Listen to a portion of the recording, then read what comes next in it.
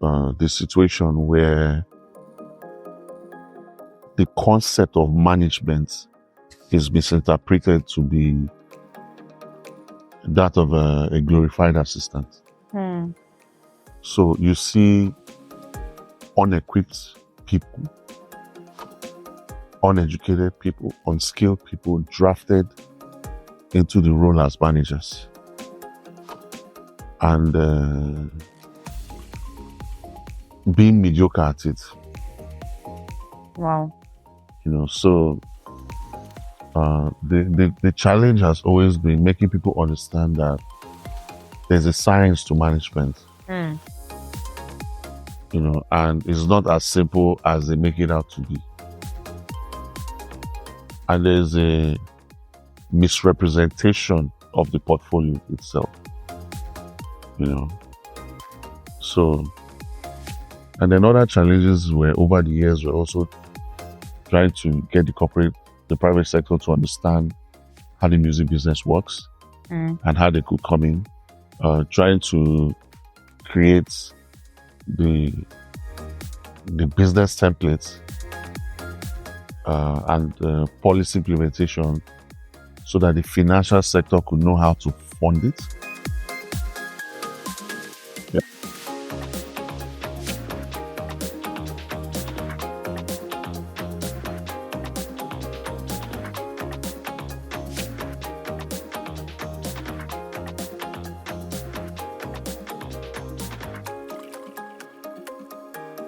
Hello and welcome back to the Interweave podcast. Today's episode is one episode I've been eagerly anticipating. I've been trying to talk to this executive for a long time, and he's a true titan in the world of business. He's not just a seasoned executive, he's a serial founder who has taken several startups public, creating a legacy of success that, continues to inspire myself, and I know he's going to inspire a lot of entrepreneurs, and upcoming entrepreneurs. So our guest today brings his wealth of experience and insight, having navigated the complexities of entrepreneurship, successfully raised capitals for various ventures, and has achieved the significant milestone of taking businesses public. He's not just, a regular business leader. He's a mentor. He's my mentor, and he's a business visionary, someone who has mastered the delicate dance between the professional ambition and, having to balance personal life. And in this episode, we're going to be diving into his journey. We'll be unraveling key decisions that shaped his career, and, uncovering the wisdoms that he's gained along the way to better enhance our own selves, So without further ado, allow me to introduce our distinguished guest, a trailblazer in the business world, an entrepreneur par excellence. Welcome, Mr. Stanley, to the episode. Welcome to the podcast, Mr. Stanley. Thank you very much. Okay, so diving on straight on, the first question that I have for you. So, seeing all that you've achieved in the business world, and how far you've gone, I am pushed to ask you, what inspired you to become a business executive? And how has that journey shaped your perspective on entrepreneurship?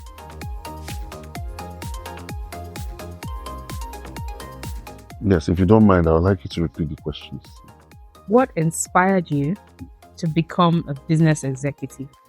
And how has that, shaped your perspective on entrepreneurship? As a child, I was interested in the world of music, the world of film, and the world of books. I was singing, I was rapping, I was gifted. But I discovered that I was more curious about how money was made. Money man. Mhm. Because back in the day, in the early 90s, watching the hip hop guys in the States on TV wear big gold chains, drive big cars, brag about their wealth, how much money they were making. And I looked at the musicians we had at the time. Some of them lived close by, people like the Mandators, Alex O, and there was a gap in economic power that I saw between the two. And I was intrigued. And I was curious to get to the root of the matter. Why are these industries so different? Why is the capacity to make money any different? And so I dived into the world of business, trying to understand how was money made from music, how was money made from film, how was money made from books, how is money generally generated. So at 14, 15, I already knew what I wanted to do. Interesting. And I went for it. So that was what inspired me. At the time, the internet just came up. It was pretty expensive. And my mom was a working class mom. My mom used to print a lot of the articles I needed in leaflets, and we'll bind them together and bring them, and I was reading them like they were Harry Potter books. But, they were all business texts. And after years of consistent research and consistent reading, they became a part of my vocabulary. And then I started writing in books my plans, my objectives, things I wanted to accomplish within, a space of time, and I will tell you most solemnly that as of 1995, I had already envisioned the Nigerian music industry going global. And it was in my write-up. I had a small thick cover exercise book where I wrote those things. I remember making trump calls to American artist managers, having discussions for those of them that will pick their calls and talk to me. So basically that's how, I generated the interest for business, and not just any business, but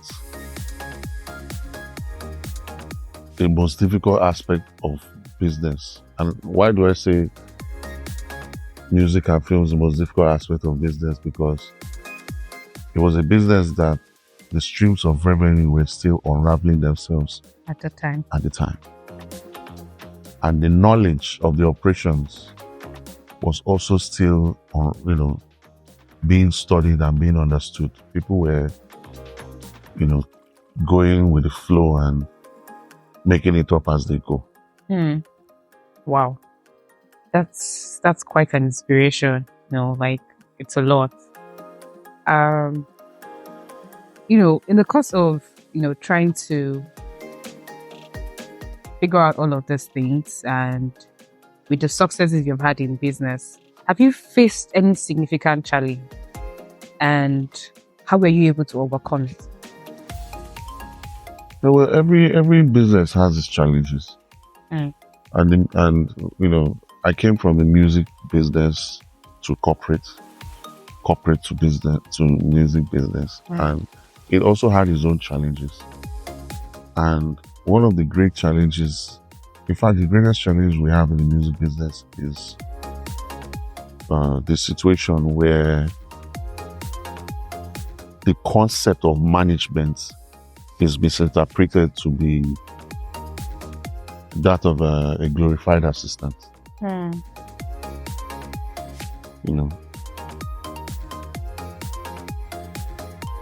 So you see unequipped people,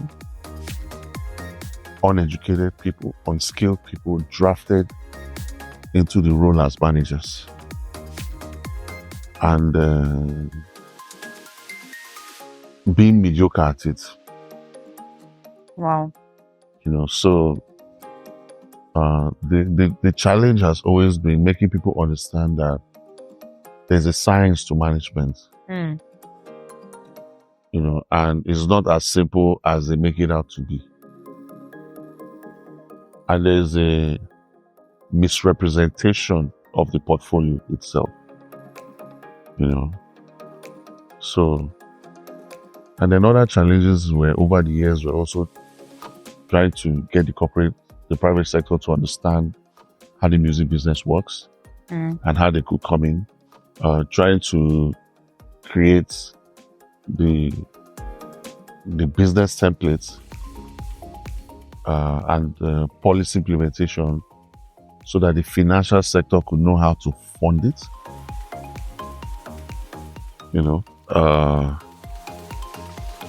I was able to build my business to a point where we sold our entertainment company to a bank and became a subsidiary of that bank.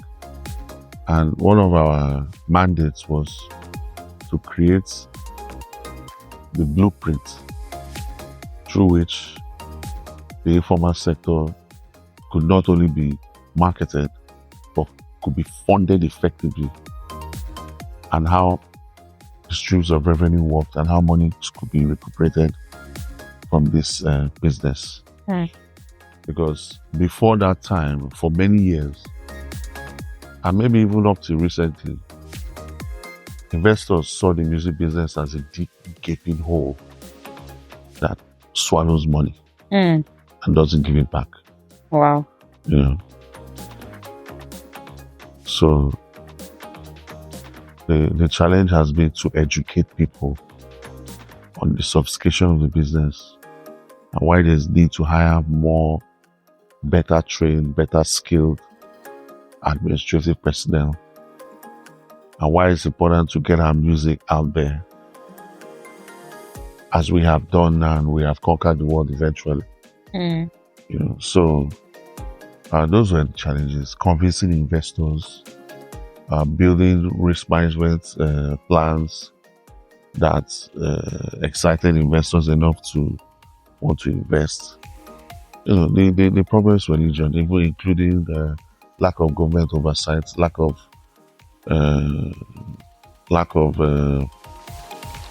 attainable government policy that could support the industry. You've seen situations where estates of artists have been fought over. So basically, that's that. Wow. You just said something that really caught my attention and is so much of an achievement. Having your business being bought by a bank and become a bank subsidiary. How were you able to achieve that? Like, what were the strategies that you employed, to attract such business at that time? First of all, don't forget that we were operating in a highly conservative economy, an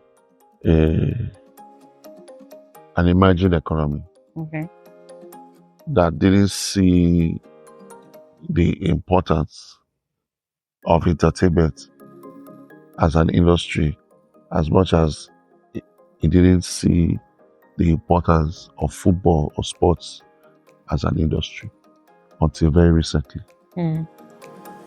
But the key thing here is, like I tell people say, why do some Nigerians leave overseas to move to Nigeria when Nigerians are moving in droves overseas? There is great opportunity in chaos.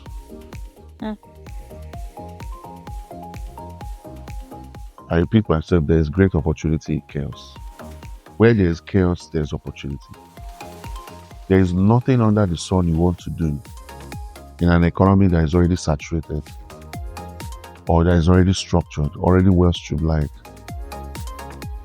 There's nothing under the sun you want to bring that is new. You have to be inspired by the devil to be able to bring something that can create new records. Mm.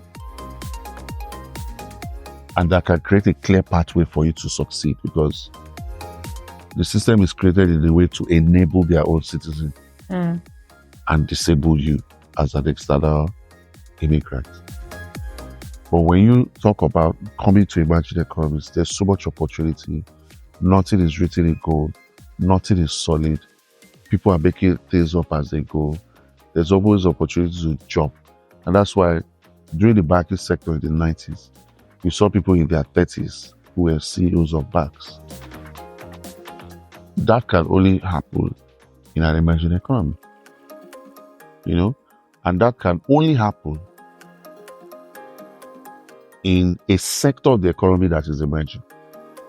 Like now, when you look at fintech, the fintech industry, many of the CEOs are in their late 20s, early 30s. This is all possible because they are the ones that are driving the initiative. But as regulations begin to close in on these sectors, they begin to streamline the edges and reconcile them according to fear. So the first thing is education. Having the education and having the know-how and having the will to execute. Because a lot of people have a lot of ideas. Ideas rotate in their minds. They babble with it, they struggle with it, they fall over it.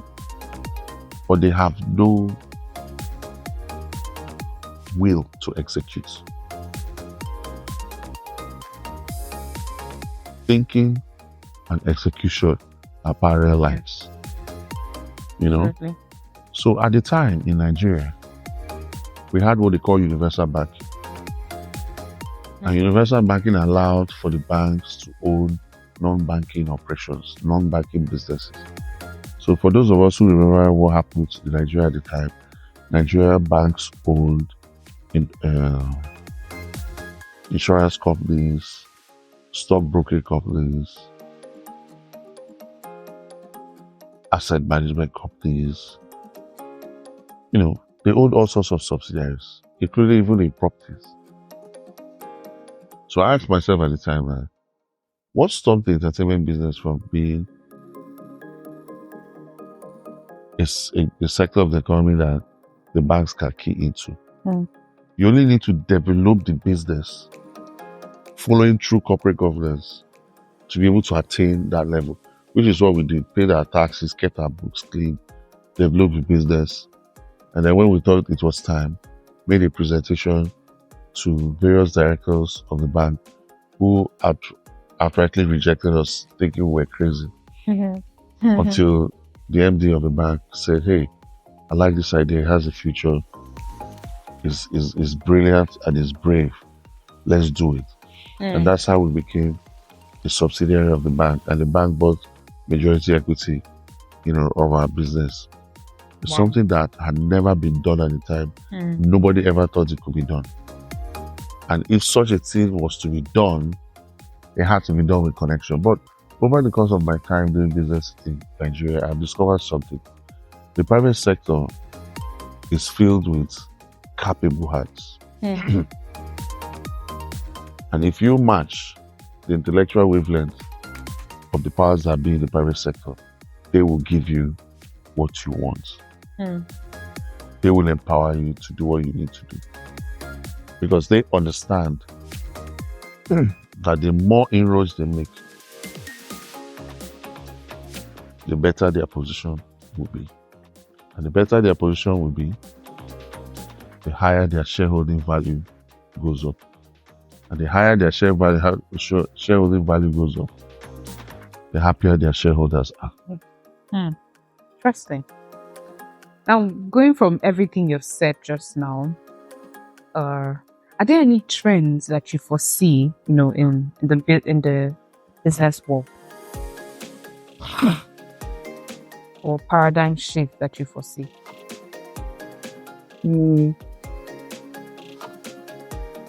Well, I don't see any much shifts.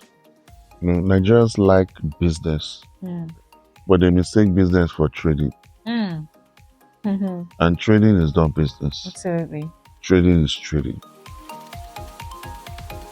There are people who understand the power of cash flow without necessarily understanding the structure of corporate governance that the cash flow needs to live within. So, I don't see any trends. Like, you don't see a lot of companies raising IPOs in Nigeria, going public. Nigerians like to own their businesses. They like to own the rights to their businesses. And that's why, to a large degree, macroeconomically, family-owned businesses do not survive second generation. Yep. With a few exceptions, though. So, I don't see any trends as the economy is as of today. What I see is a situation where people are reinventing themselves, positioning themselves to do things that can enable them earn foreign currency. But not in terms of business, but a greater navigation will go into skill acquisitions. Going into tech, going into exportations, but in little small skills that only have a micro effect on the economy, microeconomic effect on the economy.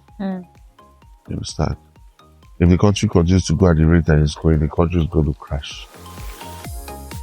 And for certain. Okay, that's quite interesting. Well, the country, please no crash. There are still people inside, and we need to survive. So, going on to how have you been able to balance? How have you been able to balance, your tedious work life? Because it's not an easy one, to be a seasoned entrepreneur, to, head startups and all. How have you been able to balance your work life and your personal life?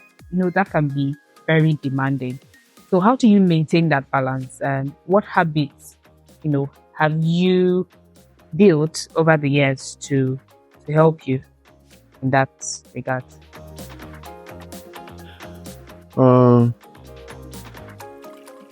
The truth of the matter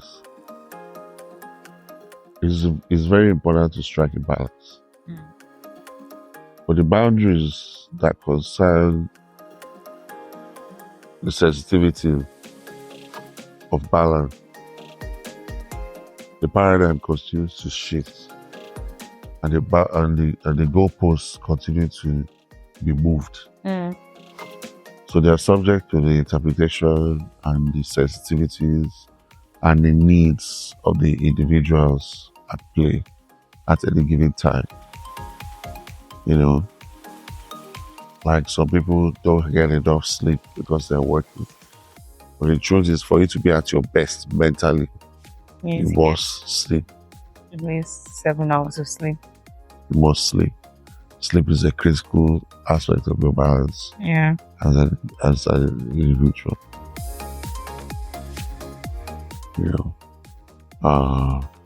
If you're married, balancing work life, with your wife, with children, is also a very important aspect, because people feel that when they put in so much work hours, that is when they are making a difference. The truth of the matter is, you can never be more productive than when you are well rested. So being well rested is a very important position that you must take, and being able to balance family life with your work is also very important, because when you have a peaceful family going on, there's nothing that puts you together more, much better. Okay. So discipline is required. The discipline of understanding that family is important. The discipline of understanding that your health comes first.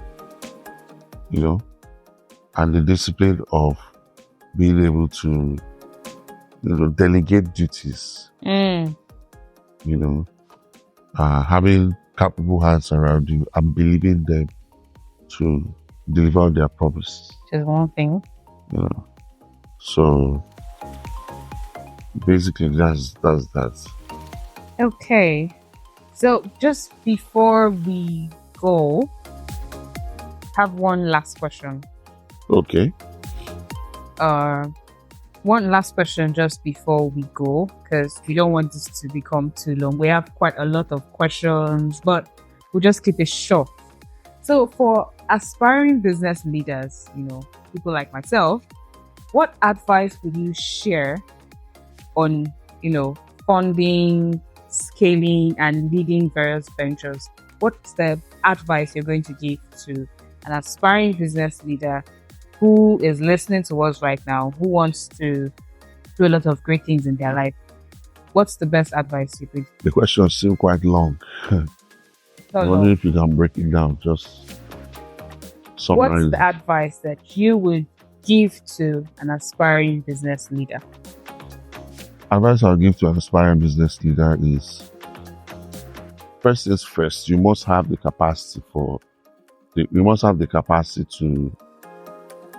to take rejection. If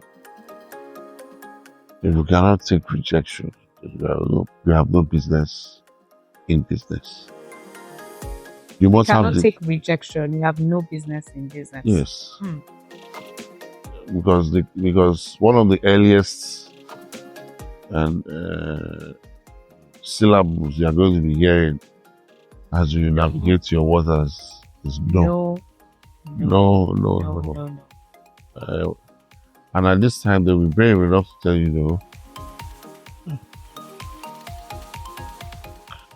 no. So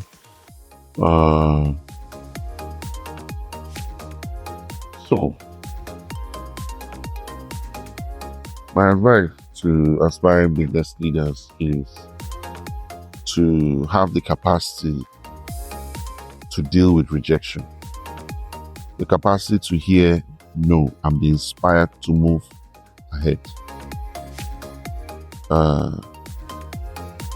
to be able to accept the truth about themselves, accept the limitations they have about themselves, and wear it like armor so that nobody will ever use it against you.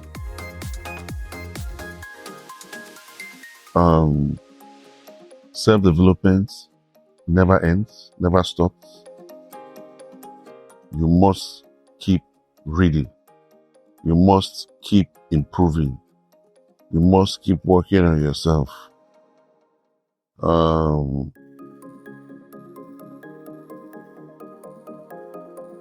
Mentorship is very important. It's a little bit difficult to find mentorship, good quality mentorship in business, but if you're lucky enough to find it, you can actually reach out to me and you can become your mentor for a specific rate.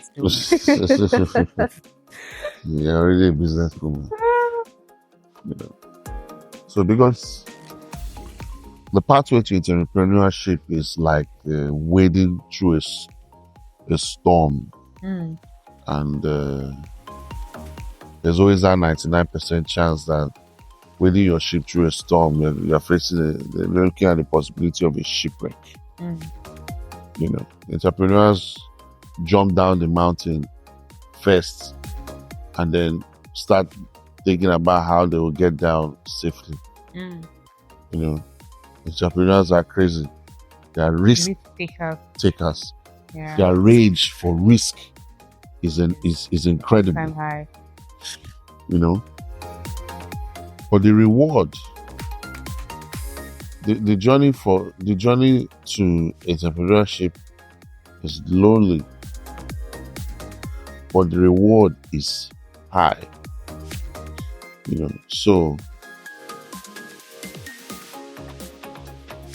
So to every aspiring leader out there, one thing you have to bear in mind is you're going to get a lot of no's and no's and no's. fact, I've gotten my fair share of the no's, as an aspiring business leader. And I can tell you that those no's actually fail me like every day. Those no's keep me going. And I'm happy to know. So please keep telling me no's because they make me they energize me. So without uh much further ado, we'll have to call it a day on today's episode on the Interweave podcast. I trust that you're able to pick out something. But there's one thing that I want you to bear in mind if you're a aspiring business leader, an entrepreneur. Do not relent. Keep doing what you have to do. Keep learning, keep relearning, keep unlearning. There's enough space in the cosmos, to accommodate you, your business, your ideas, and everything. Just don't relent. Keep learning, and always remember that you're going to get a lot of no's, but definitely you're going to get a yes that's just like change your life, and that's it. So don't relent, and I hope that our guest story is going to inspire you to want to even know more about the business world and how you can do business better in 2024. So, see you in our next episode, and it promises to be exciting. Thank you for listening, and bye bye.